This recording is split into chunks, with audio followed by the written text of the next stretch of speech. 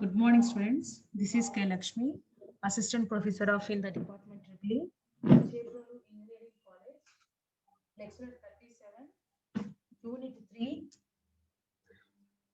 Magnetic Force. Topic: Magnetic Force on a current element.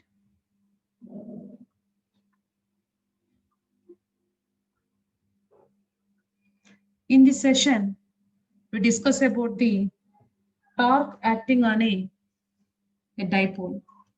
Before we discussing about, once we repeat the what is a Lorentz magnetic force and magnetic force acting on a current element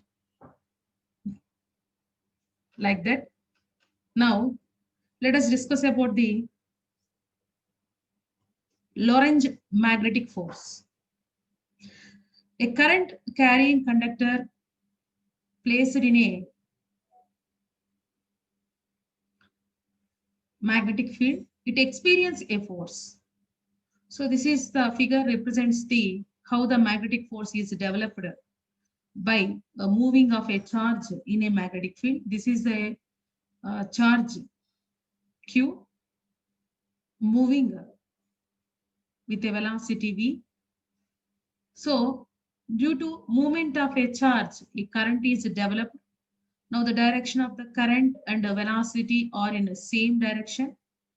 Now this moving charge placed in a magnetic field, this is the direction of the magnetic field. Due to that, this charge experience a force that is called Lorentz magnetic force or simply magnetic force. The expression for the Lorentz magnetic force is Fm is equal to Q V bar cross B bar. Or it is also expressed as here V cross B is like a cross B. So the formula for A cross B is AB sine theta. Like the same way, V cross B is equal to VB sine theta. So here the n cap means it is a vector, unit vector representation. Now here Q is the charge of the particle and V is the velocity of the charge. B is the magnetic field. Here the theta is the angle between velocity and to the magnetic field. So basing on this expression, what are the special cases are occurring? Let us discuss that. So these are the special cases. So the first one is if the charge is at rest, that means velocity is equal to 0. So by substituting the velocity is equal to 0 in this expression, the magnetic force value becomes to 0.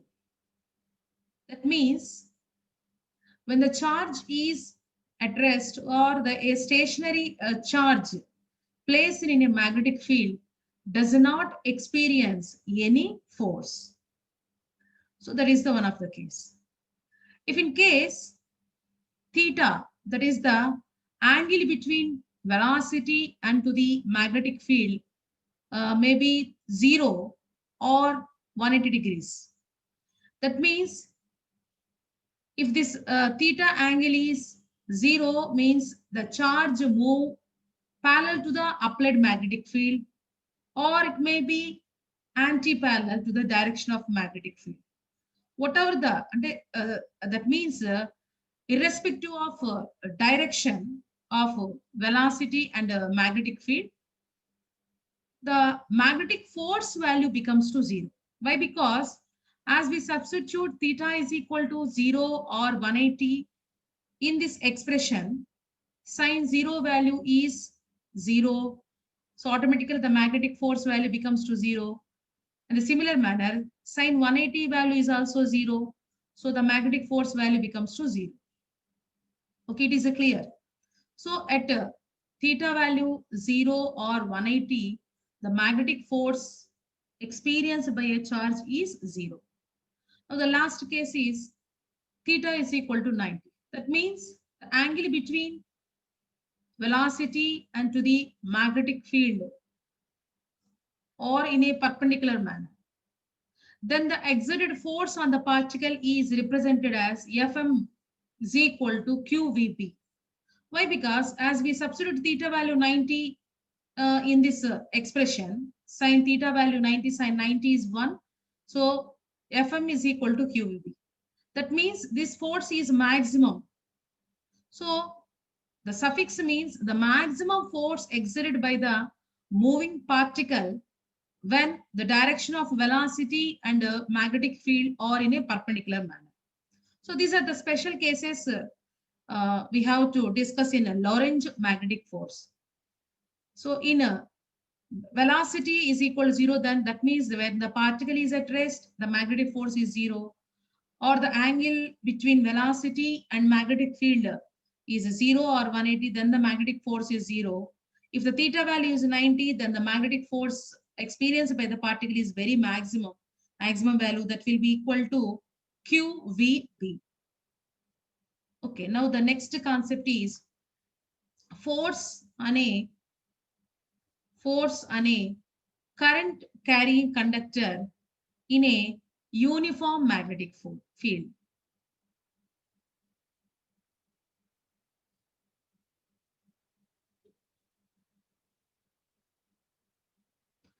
So this is the figure, and these lines are represents the magnetic field direction.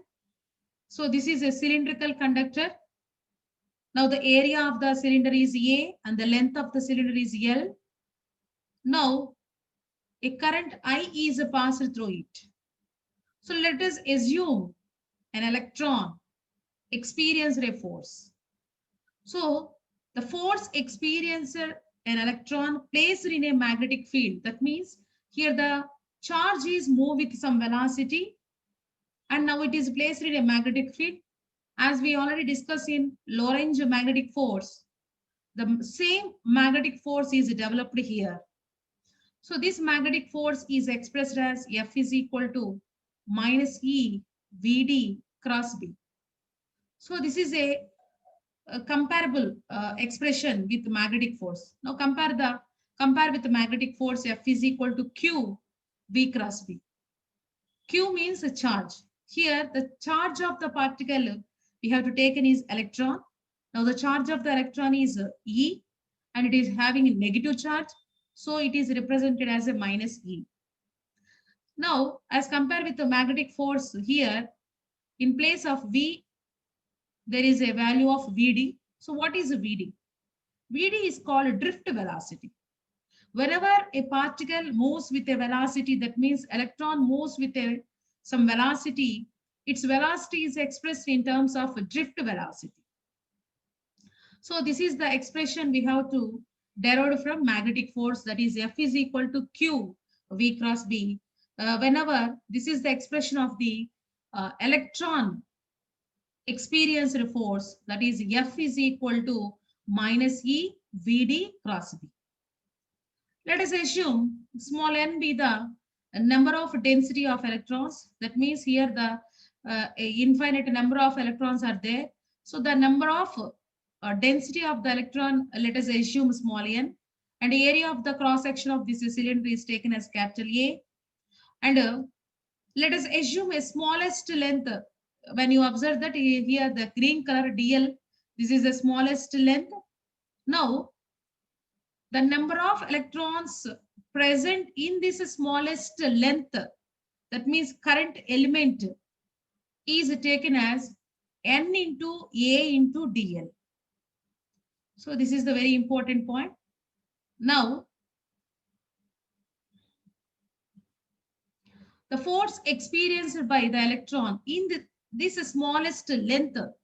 So whatever we have to take in here, the smallest length is dl, then automatically the force experienced by the electron in this small dl length is represented by df bar. So df bar is equal to na dl minus E Vd cross B bar. So which is equal to minus Ne A Vd. So here N E A Vd or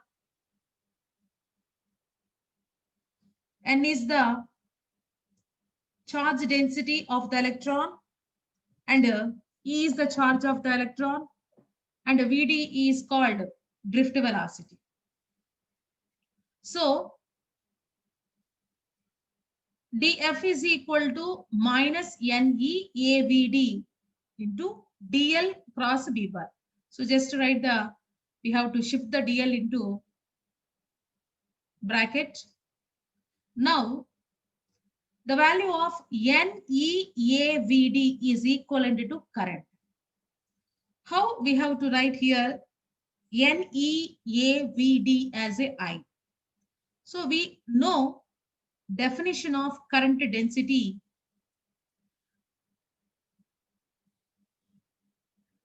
J is equal to I by A. From this, I is equal to J into area.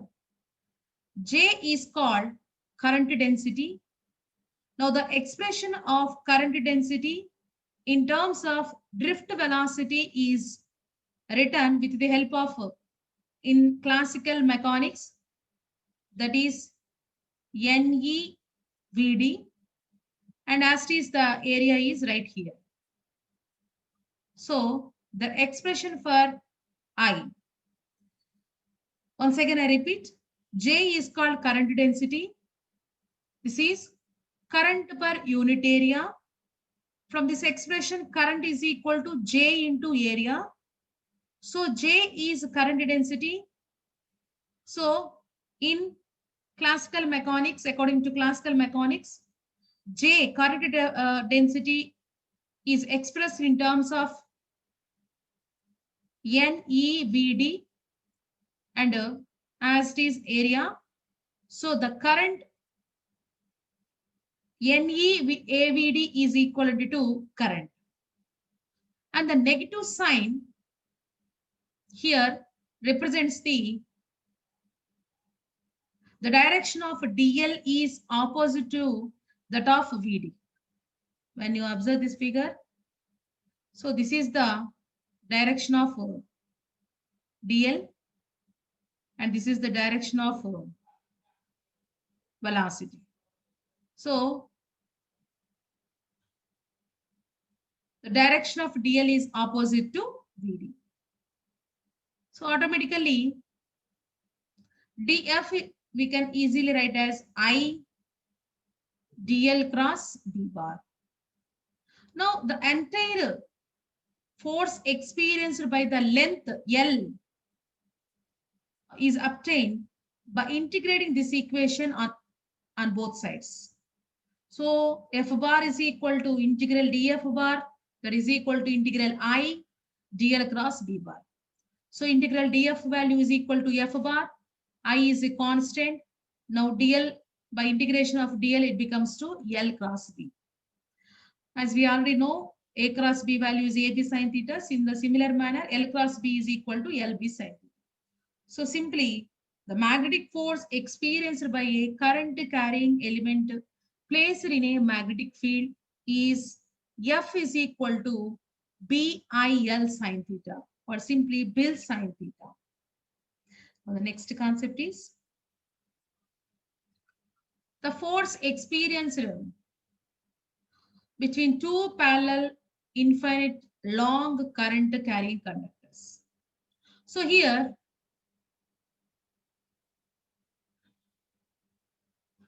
so these are the current carrying conductors. Here, this is Q and this is S. They are long current carrying conductors. So the I1 is current passed through Q conductor and I2 is the current passed through S conductor. Now, here, whenever a wire carrying conductor, that means a current carrying conductor produces a magnetic field. So when you observe this figure, the impact of current passed through Q on S. The similar manner, the current passed through the conductor S impact on Q. So a magnetic field on RS due to current in PQ is expressed as, that means here the B1 magnetic field is developed due to this PQ conductor. Now it is at a distance R. As we already discussed in Biot-Savart's law, the current carrying conductor, that means the magnetic field developed due to a current carrying conductor, is expressed as B is equal to mu naught I1 by 2 pi R. Here, this is the magnetic field at RS conductor due to PQ conductor. So that's why here we have to write the I1 value here, and R is the distance between the where we have to find the magnetic field to a line, that is small r. So now the force acting on RS. So the force acting on RS due to I2 through it is expressed as F21 is equal to mu naught I1 by 2 pi R I2 L sin 90. So this is the expression of force acting on RS due to current I2 through it is. So simply the F21 is expressed as mu naught I1 I2 L. Here the sin 90 value is 1, which is equal to 2 pi R. So here B1 acts perpendicular and into the plane of the diagram. According to right hand thumb rule, the angle between I and B1 is 90 degrees. So the L is the length of the conductor. Then this is the expression for the F21, mu naught I1 I2 L by 2 pi R. Similarly, force acting on PQ due to I1 is expressed as F12 is equal to mu naught I1 I2 L by 2 pi R. When you observe that the force acting on the both conductors are equal, that means the force per unit length of the conductor is simply by cross multiplying the L here, that is F by L. So F is the force, L is the length.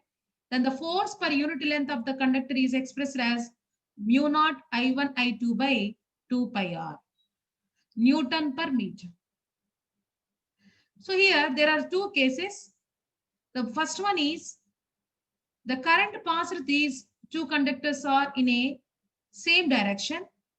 Then according to Fleming's left hand rule, the conductors experience force towards to each other and hence they or attract each other. And the second case is the current passed through the conductors in a opposite manner. According to Fleming's left hand rule, the forces are move away from each other. That means they are repelled to each other.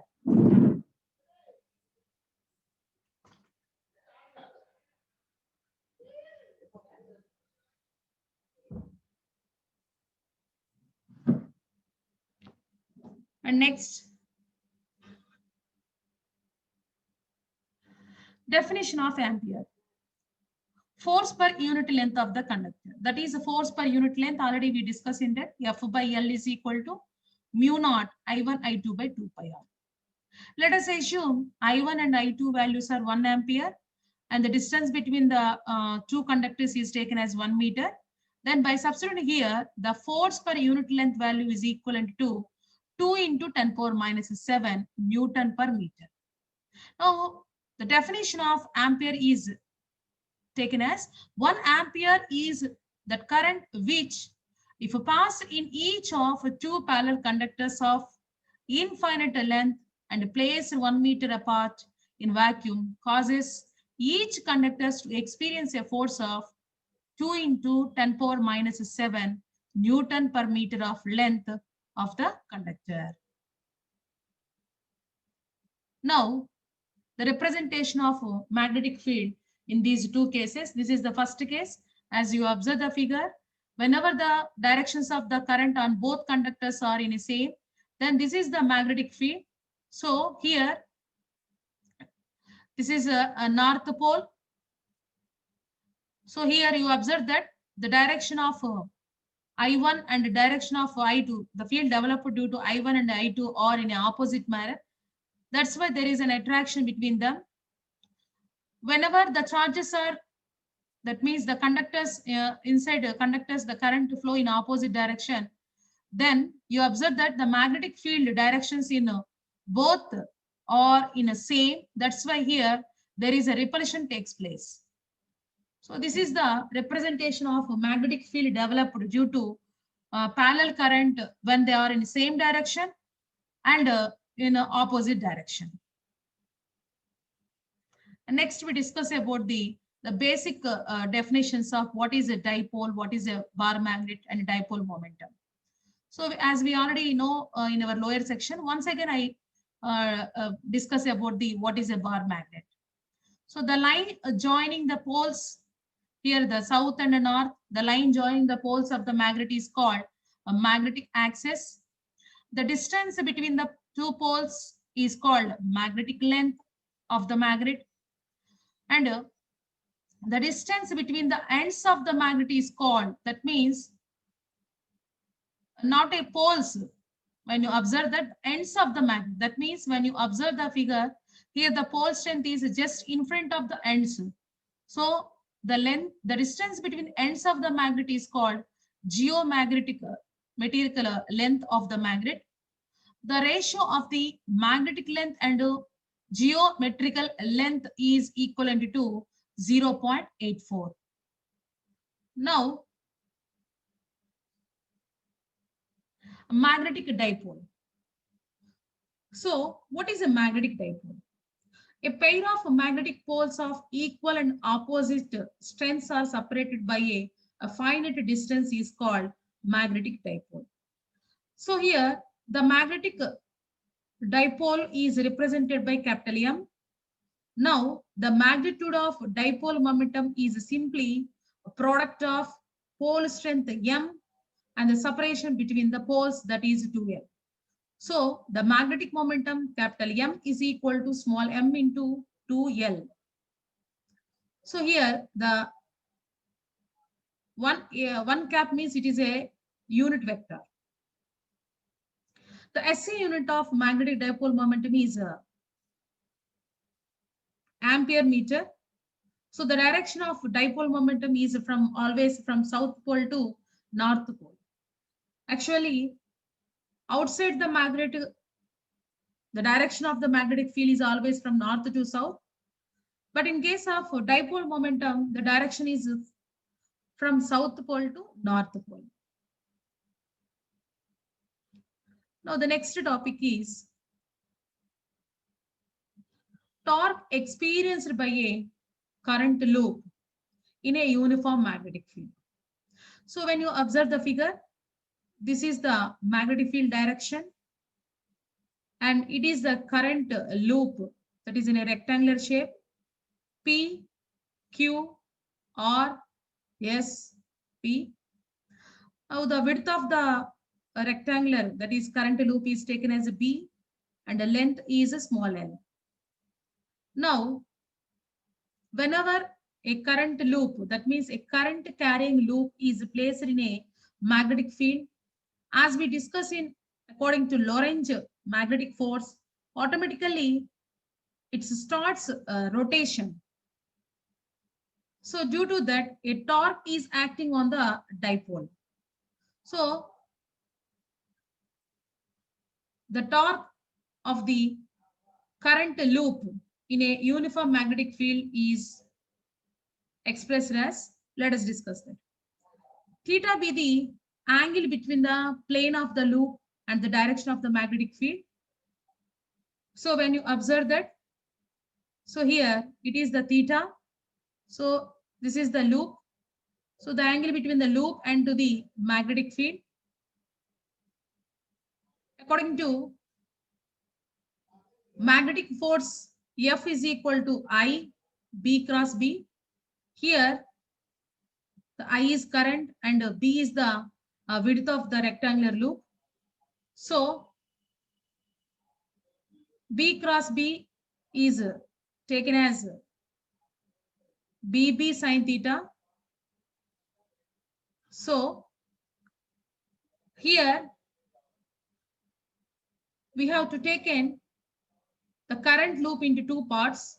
One is along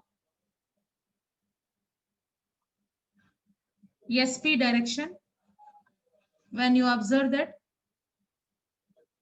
this is SP direction. So this SP direction length is taken as a B. Now the force experienced by this SP direction is represented as IB, capital B sine theta. In the similar manner, the force on QR is also equivalent, which is equal to IB, capital B sine theta. Now, the forces on SP length and QR are equal in magnitude, but they are in opposite direction. Due to that, they cancel to each other. And moreover, they act along the same line of the action. That means axios, and hence the dot product between hence do not produce a torque. Now, the side PQ. So here, the side PQ magnetic force is equivalent to I into L cross B. So here L is the length of that side. So similarly, ILB sine 90 degrees. Why here we have to take it as a 90 degrees? The angle between the loop side, this is the loop side, and to the magnetic field, when you observe that 90 degrees here, this is the side and this is the magnetic field. The angle between PQ side and to the magnetic field is 90. So on PQ side, there exists a maximum force. So that is 90, which is equal to ILB.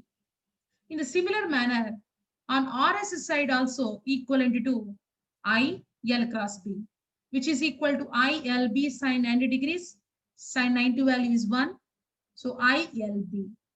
So by observing these two values, that means the force experienced by the side PQ and RS are in equal in magnitude, but they are in opposite direction, cancel to each other and do not produce any translation motion. But they act along in different lines of action. Hence, they produce a torque about the axis of the coil. That means they cannot produce any translation motion, but they act on a different, they act about the axis. So that's why they produce a torque about the axis of the coil. So torque experienced by the coil, as we already basic definition, torque T is equal to force into displacement. Here the force on PQ side is FPQ and the displacement is along P and direction. So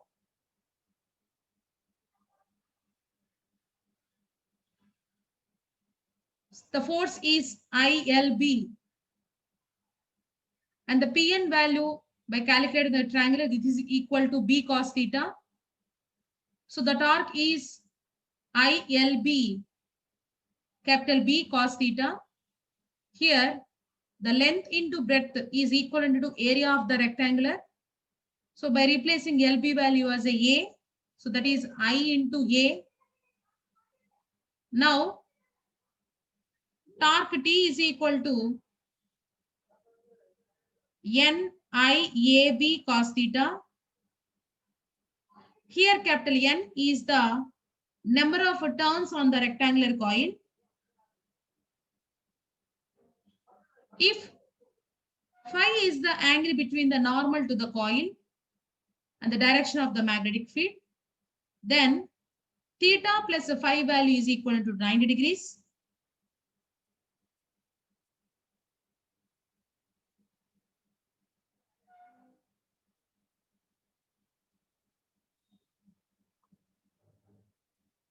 So that means theta and phi are complementary angles. So torque T is equal to IAB cos of 90 minus phi. Cos 90 minus phi is equal to sin phi. So torque T is equal to NIAB sin phi. So here cos and sin are depends on the angle taken, whether with the plane of the coil or the normal of the coil.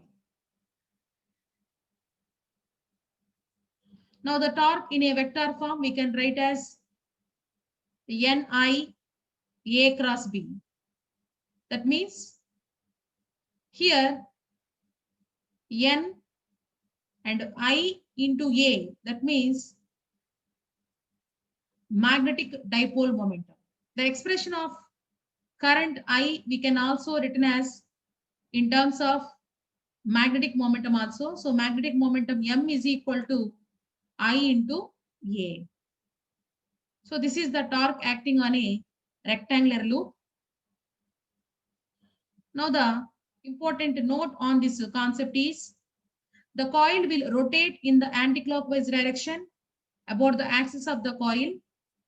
That is as shown in the dotted lines in the figure. Now the torque acts on the upward direction along the dotted line. If theta is equal to 0, then torque is equal to 0. As substitute the phi value 0, then sin 0 value 0, automatically the torque value becomes to 0. If phi is 90, then we get a maximum torque on it. So that value is equal to NIAB. Now the units of torque is expressed as a Newton meter. Why? Because B in Tesla and current in ampere and area in meter square. Now by substituting these all units, we get the torque units as a Newton meter. The above formula for torque can be used to calculate the loop irrespective of the shape. So these are the key points we have to know about the torque acting on a loop placed in a magnetic field. So next class we discuss about the solved problems on this magnetic force. So these are the topics: torque acting on the current carrying loop placed in a magnetic field.